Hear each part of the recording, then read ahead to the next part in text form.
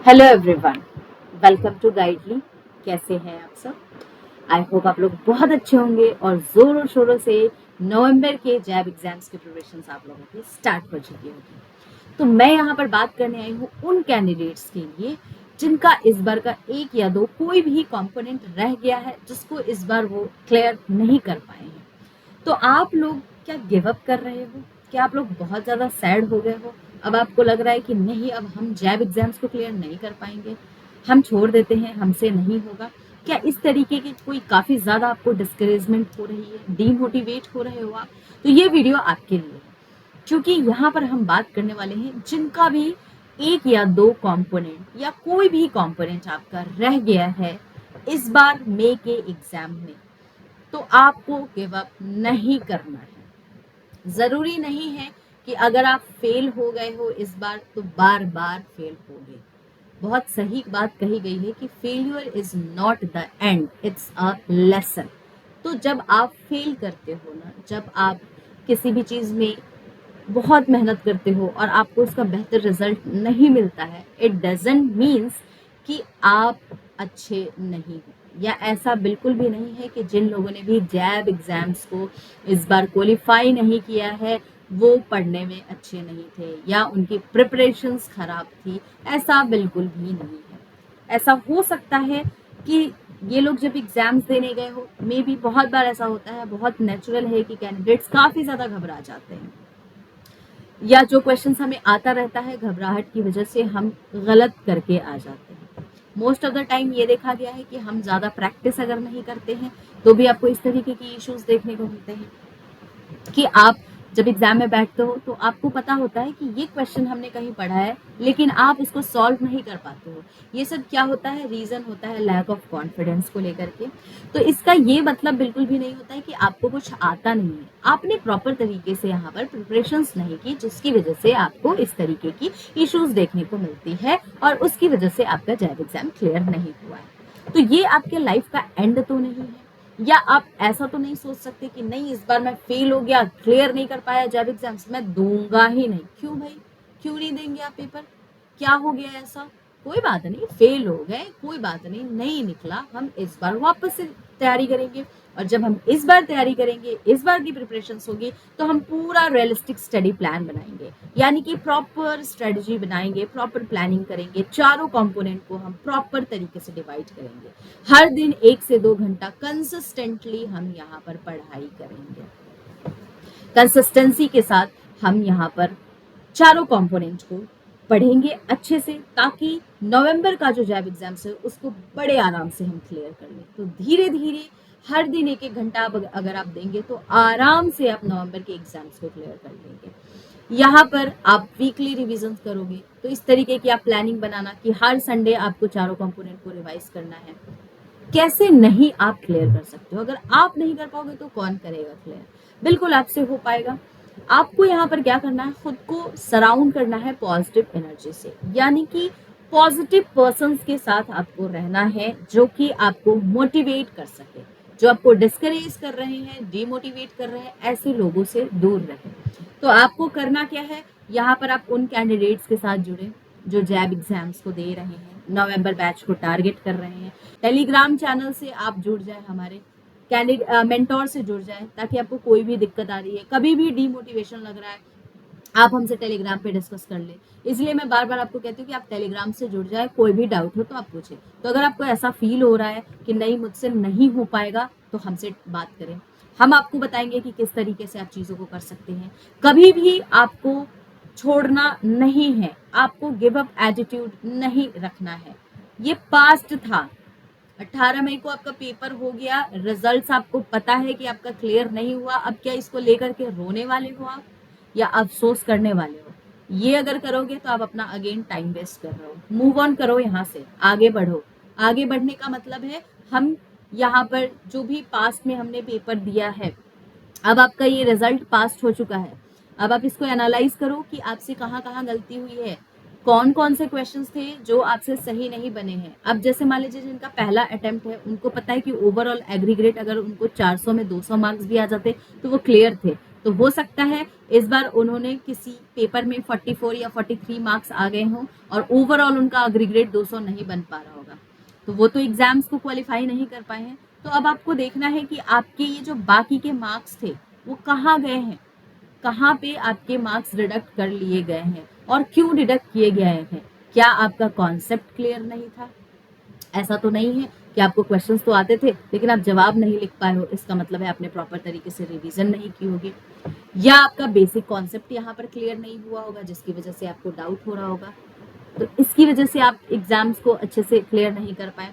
जिनका second third fourth कोई भी अटेम्प्ट हो, अगर उनको किसी एक सब्जेक्ट में मान लीजिए 49 आ गया या 48 आ गया, आपको लाना तो 50 था ईच सब्जेक्ट में, लेकिन आपके 1-2 मार्क्स रह गए हैं, तो आपको ज्यादा मेहनत करने की जरूरत नहीं है। अब आपको ये देखना है कि ये 1-2 मार्क्स आपके कहाँ जा रहे हैं। क्या आपने चीजों को ढंग से नहीं पढ़ा था? आपको यहाँ पर एनालिसिस करना है, जॉट डाउन करो इसको। आप अपने एक छोटी सी डायरी बनाओ जिसमें चीजों को जॉट डाउन करो, लिखो कि कौन सी गलती आपसे पास्ट में हुई थी, क्यों आपके 1 मार्क्स कम रह गए, क्या कमी रह गई थी आपके प्रिपरेशंस में। क्या ऐसा तो नहीं है कि आप 10 दिन पहले जगह थे जैब एग्जाम से कि अब मुझे जैब एग्जाम देना है, कोई भी पीडीएफ कोई भी बंडल उठाओ और एग्जाम दे दो? क्या ऐसा चल रहा था? 1 महीना पहले जगह थे, ऐसा कुछ था क्या? या आपने कंसिस्टेंटली पढ़ाई की लेकिन आपने प्रैक्टिस नहीं किया, मॉक टेस्ट वगैरह नहीं लगाए, क्या ऐसा कुछ था? तो आपको यहाँ पर अपने पास्ट के अटेम्प्ट्स को एनालाइज करना है। देखिए, हमेशा पास्ट का जो पेपर होता है ना, जब आप अटेम्प्ट्स देते हो वो आपको कुछ ना कुछ सिखाकर ही जाता है। तो आपको क्या करना है, सीखना है, अपनी गलतियों से सीखना है, गलतियों को दोहराना नहीं है। इसके लिए मैं आपको कह रही हूँ कि आपको जॉट डाउन करना है चीजों को, अच्छे से आप इसको राइट डाउन करो, लिखो चीजों को, पता चलेगा आपको कि आपने पास्ट में क्या मिस्टेक की है, अगेन आपको इसको नहीं दोहराना है। इसके बाद आपको खुद पे बिलीव करना है, self believe is the best thing, ठीक है। आपको खुद पे भरोसा रखना है कि आप कर सकते हो, अगर आप नहीं कर सकते तो दुनिया में कोई नहीं कर सकता। आप देखोगे कि हजारों कैंडिडेट्स जैब एग्जाम्स देने के लिए आते हैं, जैब एग्जाम्स में बैठते हैं, क्या हजारों क्लियर कर लेते हैं? बिल्कुल नहीं, कुछ ही इसमें से क्लियर कर पाते हैं। तो क्या इसका क्या मतलब है बाकी जो रेस्ट बच जाते हैं उनको गिव अप कर देना चाहिए, उनको देना ही नहीं चाहिए? ऐसा बिल्कुल नहीं है, आपको बिलीव रखना है। अगर आप गिरे हो, अगर आप क्लियर नहीं हुए हो, फेल हो गए हो, डजंट मीन्स कि आप बंद कर दो सोचना, एग्जाम्स के प्रिपरेशंस करना। आप जरूर पास होगे, आप जरूर अच्छे मार्क्स से क्लियर करोगे। आपको खुद को ये चीज बतानी पड़ेगी, खुद को सेल्फ बिलीव आपको दिलाना पड़ेगा। एक मोटिवेशनल रिमाइंडर आपके पास हमेशा होना चाहिए कि मुझे जैब एग्जाम्स क्लियर क्यों करना है, क्या रीजन है, क्यों मैं इसको पढूं, क्यों क्लियर करूं, क्यों 4 महीने डेडिकेटली मैं फोकस करूं। अगर आप जैब एग्जाम्स को क्लियर करते हो तो आपका कैरियर ग्रोथ होगा, ये आपके सबसे मोस्ट इंपॉर्टेंट पॉइंट है। दूसरा, आपको यहाँ पर एक सैलरी इंक्रीमेंट मिलती है, आपको बैंक्स के बारे में ज्यादा नॉलेज होता है जो आपको दूसरे बैंकर्स से अलग बनाता है। तो आपके ग्रोथ के लिए सोचो ये जैब एग्जाम्स कितना अच्छा है, आपके कैरियर को एक स्टेप अप करता है।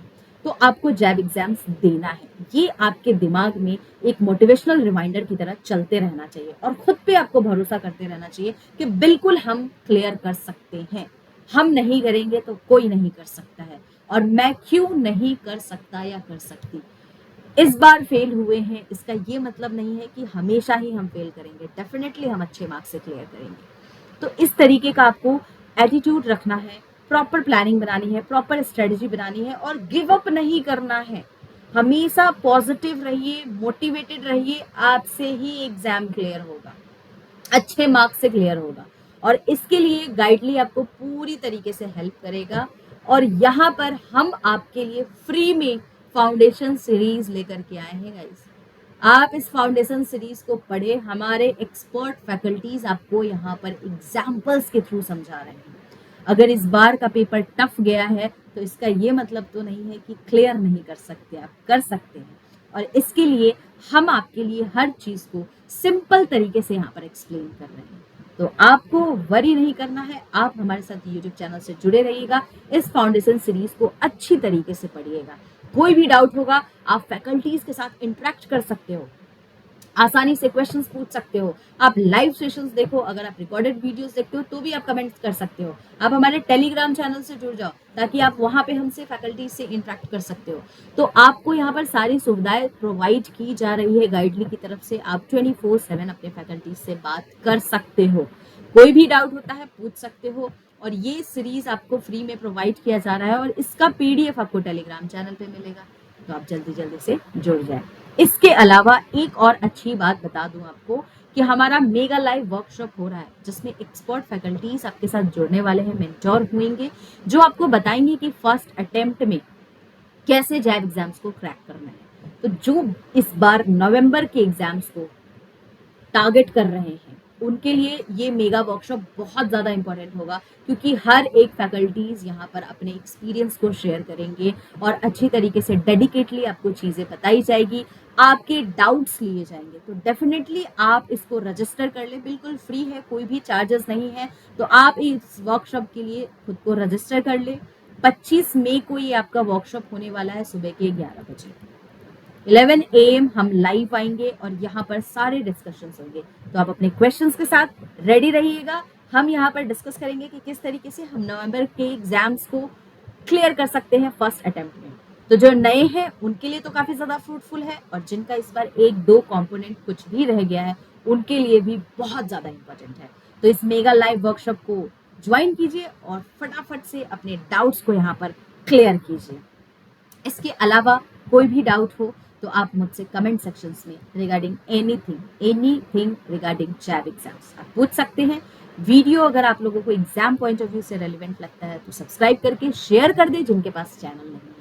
जो नए हैं डेफिनेटली आप सब्सक्राइब कर ले। हमारा फाउंडेशन बैच कल से स्टार्ट हो चुका है गाइस, और हर फैकल्टीज ने अपने चैप्टर 1 को डिलीवर कर दिया है। जाइए यूट्यूब पे जाकर के फ्री में पढ़िए, पीडीएफ आपको टेलीग्राम पे प्रोवाइड कर दिया गया है।